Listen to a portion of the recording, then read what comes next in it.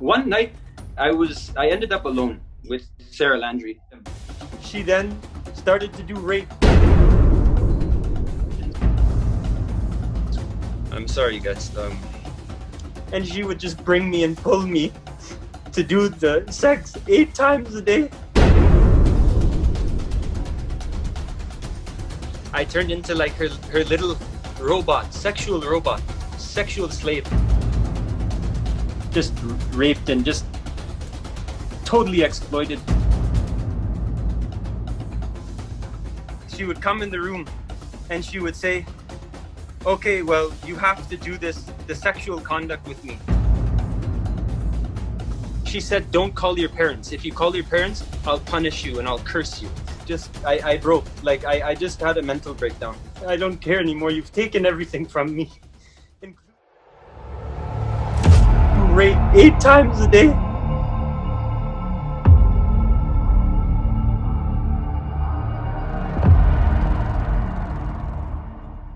My name is Luke Guerra, and I'm from Newmarket, Canada, Ontario. Sarah Landry, she had come to Toronto, and she had said she's come here for no reason. And she said she wanted to check out my music and come over and see what was going on with the studio and the music. One night, I would stay up all night and just record. And I ended up alone with Sarah Landry. And at this time, I was alone.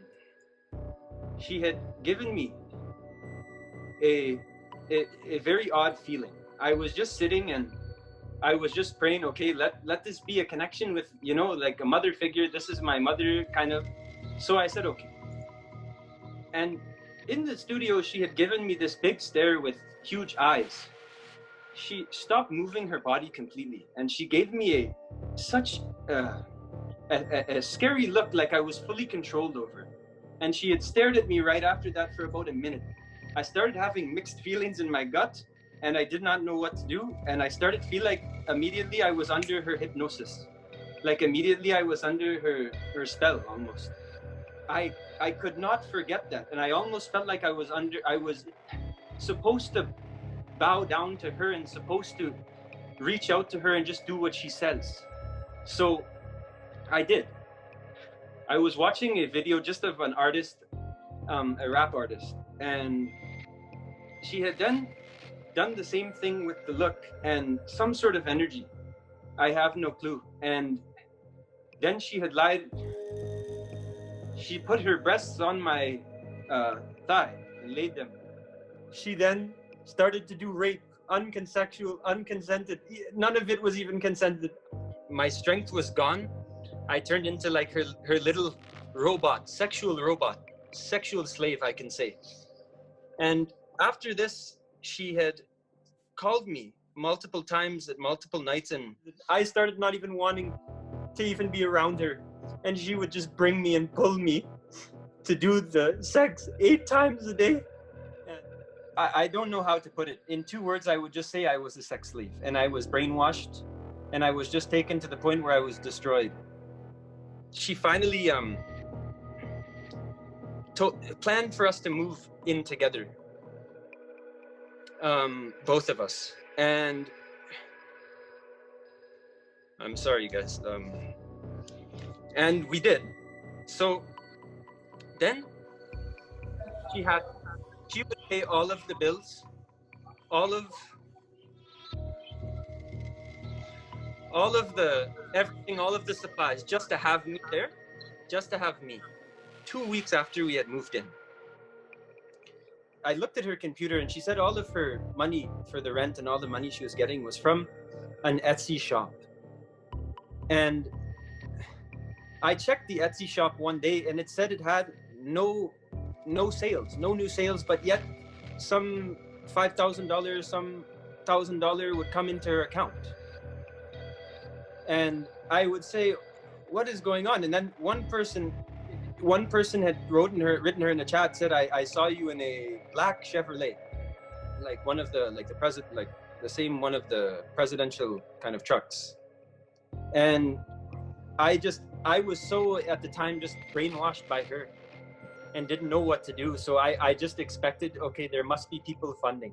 There must be people helping her. There must be people, because how can 2 sales, which probably would equate to maybe what, $500, pay for a $2,000 rent every month, and me just done in a room.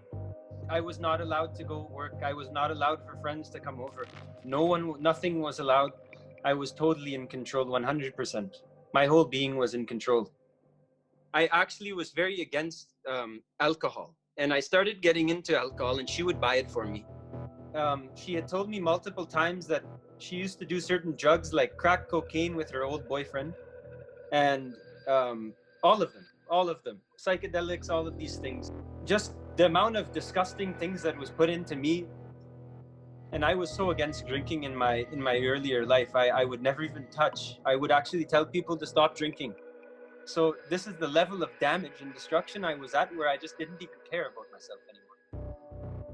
And then it got even worse, to the point where I would just say, no, I don't even want to do anything. Let me just be here and drink. Make your videos, do whatever you want. I'm already dead inside.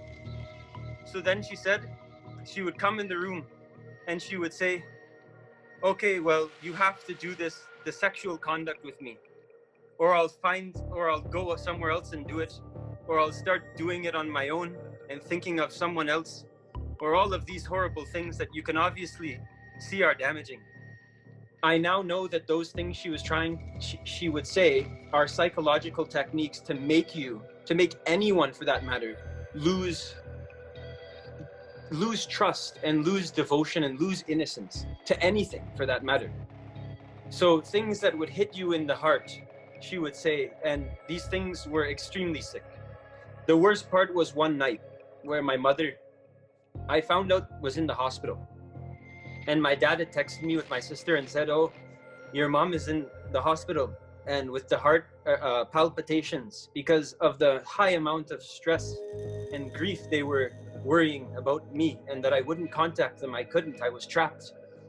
So at this time, I told her, and she didn't know why I was seeming more sad that day.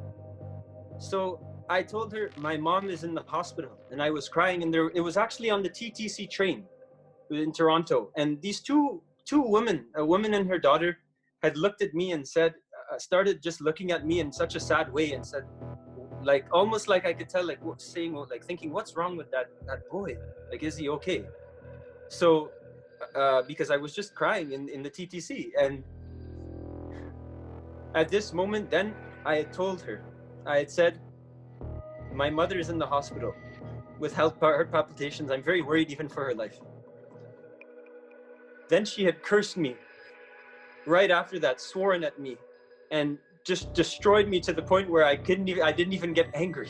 I just felt like just not being alive that time. And I just threw myself, I ran into a football field and just threw myself in the mud. I was in a nice suit. And I said, I don't care anymore. You've taken everything from me, including my family, everything I love, everyone I love. And I don't know what to do. All I can say is, God bless you, and that's it. Because everything was gone. Just the amount of abuse. And I finally, after all of this stuff, I was harassed, all of this stuff. You guys can understand. I finally got to a point where I felt like just, I broke. Like I just had a mental breakdown. And I said, and I actually threw, I just threw a simple thing on the ground and just said, I'm done. Just stop. Please stop. The amount of families that she's destroyed and people who she's lied to, I can tell you with my whole life on the line. I know many families have been ruined and damaged by her. And what she had done is created such a fear in me. For example, she would say, just if someone called, she would say, don't do that. Don't mess with me. Don't do this. I'm Kali. I'll destroy you. All of this. And just the tone she would use was so intimidating. Anytime I tried to do anything, call my family, it would be, you don't dare to call your family or I'll curse you. She said, don't call your parents. If you call your parents, I'll punish you and I'll curse you. And my parents were shocked because they didn't know what was going on. And I literally couldn't even call them. Actually, the term I'll use is gaslighting. This is the one thing I want to tell everybody, that none of the evidence, none of the claims she made were true. All of them were false. And she uses this way of jabbing, where jabbing your worst possible thought that you could possibly have, she will activate completely. I even though it was just less than a year I was trapped in the Toronto apartment. I felt like a totally different person after. My innocence was totally lost. That space of me that I felt was so pure and just whole and complete was just shattered into pieces. Well, first of all, I've lost the connection with my family. The innocent connection with my family has been broken ever since she came to my house, and my connection has never been innocent and the exact same with them and complete. It's always been a nervous feeling whenever it's brought up. And first of all, my life, I have not been able to get a job yet. I have not had the courage to go out and even do things like, I don't know, even the simplest things. I have the PTSD comes back, and anyone even looking like her, anything like that, it will all come back. And if anybody, I know there's a lot of people who will say like, oh, people have been implanted. My mom is right there, my sister. I'm in my home. I have nothing to prove, say, or do. This is just the complete truth. All I can say is I'm sorry for everybody who has lost any sort of loved one in the family due to this psychotic person, I should say. I just have nothing else to say. Just, I hope that she can be stopped. Actually, psychologists I went to, and many sort of people I've talked to, and they are convinced that I have the post-traumatic stress disorder almost from this. So this is. I'm Luke's mom, and I have never heard all of these details up until now, which has made me cry and terrible for what my son has gone through. I knew of her mom. I spoke to her mom. It was a very different sort of angle for things, but I know that my son has changed. He was such a strong kid, and he's still very strong. He's wonderful, and he's smart. But I didn't know the degree of what was happening, and I'm just so sad, and I'm just so happy that we got him out and we brought him home. And no matter what his path is, his mom and dad love him very much, and I want him to heal from this so that he can be the same boy that he was before he left and went, to this apartment. And we supported him to do the choice that he did. He was going to do music engineering in the apartment, but it just, every time I visited, it was decaying. The apartment was a disgusting mess. Sarah seemed like glassy-eyed and out of it. I came one time, and I believe she even lied. I was looking for my son because I had made an arrangement to go out to dinner with him, with my husband, and she told us that he wasn't there. And we got there early at their door and knocked, and we heard noise, and we knew that he was in there, but she turned us away. And it was the most heartbreaking thing because I hadn't seen him for about 4 or 5 weeks. And what prompted me to go in and say, I'm going to break into this apartment, is I had not heard from him for 6 weeks. We asked every friend that he went to high school with, we asked cousins, whatever, and nobody had heard from Luke for over 6 weeks. In July of last year, actually, it was July of last year. And I said, I've got to go down and find out. And we waited outside of the apartment for the security, let us through. I said, I have to go up and I have to see what's happened to my son. He won't answer any calls, text messages, nothing. And we went upstairs, and funny enough, the door was open, not open physically, but unlocked. And I went in, and my son was in the living room mess, and he was out of it. And I said, this has got to stop, Luke, you've got to come home. And then, it was another occasion. We went down, and I couldn't get him out at that point. And then I went out down on another occasion, and I said, this is it. And they were both outside, and they'd had an altercation. And I know it was probably because he couldn't stand whatever she was provoking him with. And they were out on the front grass. And I said, you're not going back in. You're coming with me, and you're coming home, and that's enough. And I moved him out. I actually never let him go back to see her. I dealt with her, and I got the furniture that we had given him and her to live on, and TV and whatever, all the belongings. And I never let him go back or see her or do anything with her. And I said, goodbye. I said, that's it, Sarah, you go on your way. I will go on mine. And then she kept complaining about things as we were packing up stuff, and that I paid for this and I paid for that. It was all like a totally different view, that she had, been put through all this hardship financially and paid for the rent and all this business. I said, yeah, well, your choice. You stayed with this person for 7 months. And, you could have gotten out of this after the first month. I came back and said, she was making up all kinds of stuff. And I just knew when my son came back, he wasn't the same person. We have gone through, it has been a year. My son can't work. He just doesn't feel like the same confident boy I had. And I love you, Luke.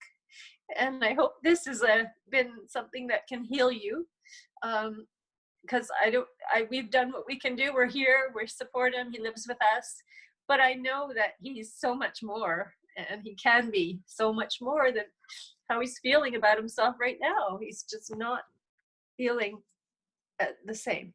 And I know that this is the beginning of perhaps his journey back to being the person that he was, and doing what he really loves. So, and I know he's very talented in music. So I'm a musician, so I know. But I want him to feel good about doing it, and, be positive with his life and not let it go to waste. He's too young. So, yeah, I love you.